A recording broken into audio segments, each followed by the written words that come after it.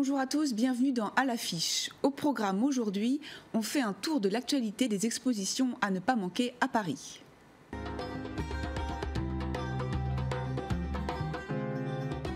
Avec d'abord une visite au cœur d'une collection d'art exceptionnelle, celle du mécène russe Sergueï Chtchoukine, présentée à la Fondation Vuitton.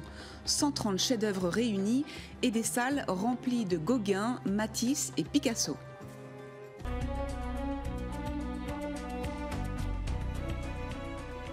On ira aussi découvrir une autre collection américaine cette fois. Un couple de Texans a prévu de faire donation au musée d'Orsay de leur collection riche de 600 toiles de maître comme Degas, Caillebotte ou Bonnard.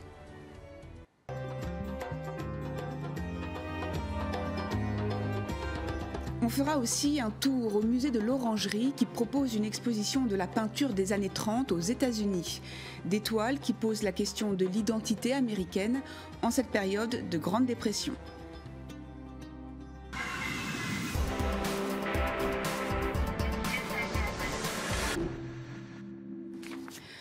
On commence donc avec une exposition qui fait événement à Paris, celle des œuvres du collectionneur russe Sergueï Chtchoukine, présentée jusqu'au 20 février à la Fondation Vuitton. La collection de ce grand industriel russe du XXe siècle a été dispersée dans des musées.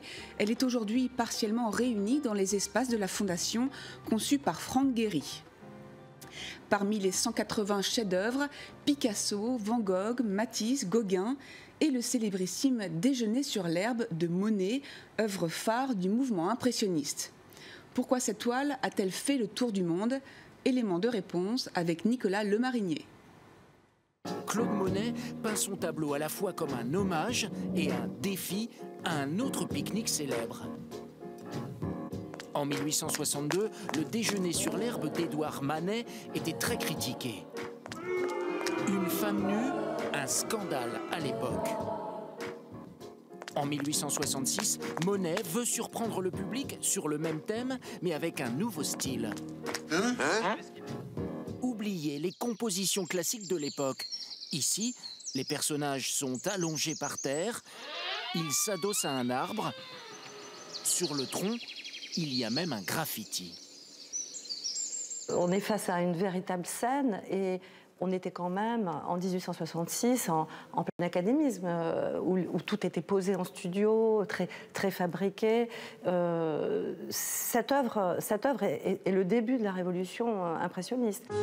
Dans ce Déjeuner sur l'herbe, on retrouve les caractéristiques de l'impressionnisme, les décors en plein air, et puis l'importance de la lumière naturelle qui se reflète sur les cheveux et les épaules de ce personnage.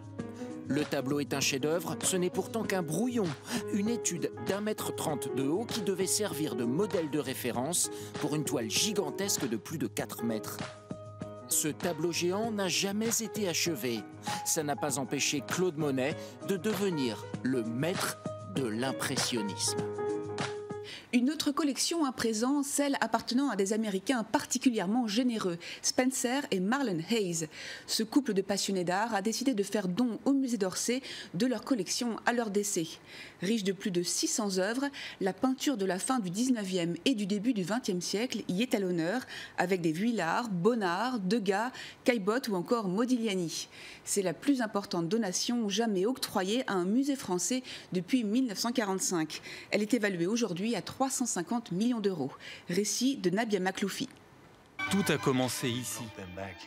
Et nous sommes heureux que cela revienne ici pour que le public français l'apprécie autant que nous. Une partie de leurs œuvres avait déjà fait le voyage en 2013 pour une exposition à Orsay. Mais cette fois, c'est toute leur collection que le couple Hayes lègue au musée, près de 600 œuvres, et parmi elles, de magnifiques peintures et sculptures appartenant au mouvement en habit. Des Vuillard, des Bonnard ou des Mayol, dans ces superbes lavandières. Les impressionnistes étaient devenus très chers sur le marché quand les Hayes ont commencé leur collection dans les années 80. Et les Nabis étaient un groupe beaucoup plus délaissé, dont la cote était moins élevée. Et c'est précisément vers ce type de tableau que les Hayes se sont penchés. Le musée d'Orsay possédait déjà le plus riche ensemble de ce mouvement post-impressionniste. Et ce don parachève son immense collection et permet ainsi aux œuvres de revenir en France. Il se trouve que ce don, c'est presque inespéré parce que les œuvres étaient parties aux États-Unis. Donc on les pensait perdues à jamais. Il se trouve qu'on arrive à obtenir cette dation. La valeur de ce don tourne autour de 350 millions d'euros. Le couple Hayes souhaitait voir sa collection exposée dans un espace dédié. Le musée d'Orsay s'y est engagé. Marlène et Spencer Hayes ont été remerciés par François Hollande en personne. Reçus à l'Élysée, le président leur a remis les insignes de la Légion d'honneur. Direction à présent le musée de l'Orangerie pour une exposition consacrée à la peinture américaine des années 30, celle de la Grande Dépression et de la misère. Un contexte instable et sombre qui changea jusqu'à la façon de peindre et influença les artistes qui n'eurent de cesse à cette époque de questionner l'identité américaine. Marie Berrurier a visité l'exposition pour vous. Ce couple de fermiers à l'air sinistre, c'est une icône absolue aux États-Unis. Quand il peint ce tableau, en 1930, Grant Wood traduit toute la tristesse qui frappe alors l'Amérique profonde. Avec la crise économique, 12 millions de personnes sont dans la misère. Chômage, insécurité, troubles sociaux, cette époque maudite va inspirer toute une génération de peintres américains. Les artistes américains des années 30 traduisent le sentiment, si vous voulez, d'une chute, au fond, d'une chute, de la fin d'une utopie, d'un monde de valeurs qui ont été les valeurs fondatrices des États-Unis, des valeurs utopiques, de réussite matérielle aussi, qui tout d'un coup s'écroulent. Dans ce pays miné par la Grande Dépression, le capitalisme ne fait plus rêver et les organisations ouvrières se développent. Partout, dans les grandes villes, les Américains cherchent à tout prix à se distraire. Et le grand jeu à la mode, c'est un jeu atroce.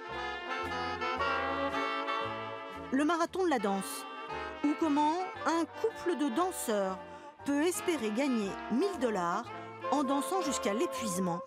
Une réalité cruelle, décrite en 1934 dans ce tableau de Philip Evergood. C'est comme l'envers du rêve américain, de l'entertainment en quelque sorte inversé, du plaisir qui devient une souffrance. Donc c'était des concours de danse qui duraient des jours et des jours, voire des semaines, dans lesquels des couples donc épuisés évidemment de fatigue, de douleurs physiques, essayaient de gagner ces concours pour gagner un peu d'argent. La crise des années 30 va durer 10 ans. Et pendant que le rêve américain vire au cauchemar, plusieurs peintres vont imposer leur style. Parmi eux, il y a Edward Hopper. Il est l'un des plus doués pour décrire cette mélancolie profonde qui règne alors aux États-Unis. Après les États-Unis, le Mexique. Le Grand Palais consacre une exposition à l'art mexicain dit moderniste, c'est-à-dire couvrant la période 1900-1950. Le muralisme, ce courant esthétique célèbre, incarné par Diego Rivera, apparaît à cette époque aux côtés d'artistes comme Orozco ou Frida Kahlo, bien sûr. Le commissaire de l'exposition a eu aussi à cœur de montrer la richesse et la diversité de la production artistique de cette époque. Il le dit au micro de Julien Sauvaget. L'objectif de cette expo est de tomber les clichés sur l'art mexicain. L'art mexicain est seulement révolutionnaire, l'art mexicain est seulement coloriste, l'art mexicain est seulement politique. Et l'art mexicain se représente seulement avec Orozco, Siqueiros, Rivera et Frida. Et il a beaucoup plus que ça. Et la figure de ces artistes assez importante ont effacé, ont éclipsé des autres artistes, non? Pour terminer cette émission, allons faire un tour dans une dernière exposition présentée en ce moment au Musée Rodin. Intitulée « L'enfer selon Rodin », elle invite les visiteurs à revivre l'histoire de la Porte de l'Enfer, œuvre mythique signée du célèbre sculpteur. 170 œuvres, des dessins et des sculptures en particulier, plongeront le public dans l'histoire fascinante de ce chef-d'œuvre dont l'influence a été considérable dans l'histoire de l'art. Avec cette porte mystérieuse et imposante qui ne s'ouvre pas, Rodin offre une vision spectaculaire des enfers, pleine de fièvre et de tourments. Merci à tous de nous avoir suivis. Merci aussi aux infernaux du service culture qui m'ont aidé à préparer cette émission. À très bientôt.